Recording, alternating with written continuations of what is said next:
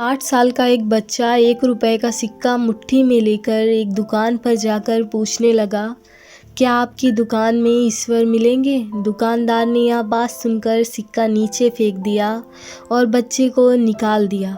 बच्चा पास की दुकान में जाकर 1 रुपए का सिक्का लेकर चुपचाप खड़ा रहा। ए लड़के, 1 रुपए में तुम क्या चाहते हो?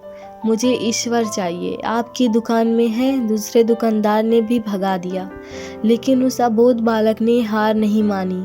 एक दुकान से दूसरी दुकान, दूसरी से तीसरी, ऐसा करते करते कुल 40 दुकानों के चक्कर काटने के बाद एक बूढ़े दुकानदार के पास पहुंचा। उस बूढ़े दुकानदार ने पूछा, तुम ईश्वर को क्यों खरीदना चाहते हो? क्या करोगे ईश्वर लेकर?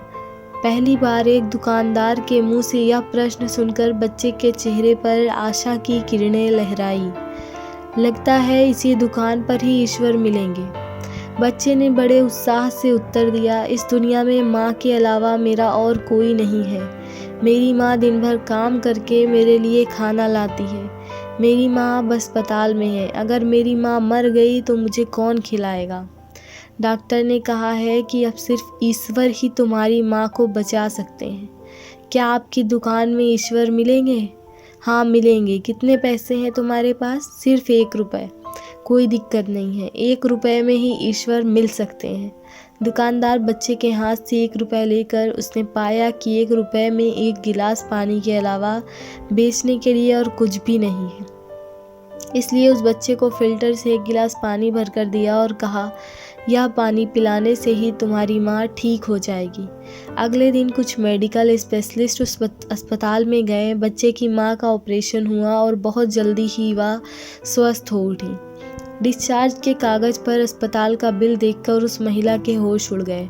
डॉक्टर ने उन्हें आश्वासन देकर कहा, टेंशन की कोई बात नहीं है। एक वृद्ध सज्जन ने आपके सारे बिल चुका दिए हैं, साथ में एक चिट्ठी भी दी है। महिला चिट्ठी खोलकर पढ़ने लगी। उसमें लिखा था कि मुझे धन्यवाद देने की कोई आवश्यकता नहीं है, आपको तो स्वयं ईश्वर ने ही बचाया है।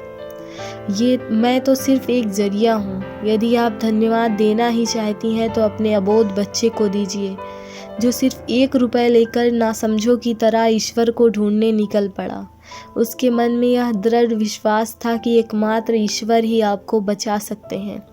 विश्वास इसी को ही कहते हैं। ईश्वर को ढूंढने के लिए करोड़ों रुपए दान करने की ज़रूरत नहीं होती। यदि मन में अटूट विश्वास हो तो वो 1 रुपए में भी मिल सकते हैं।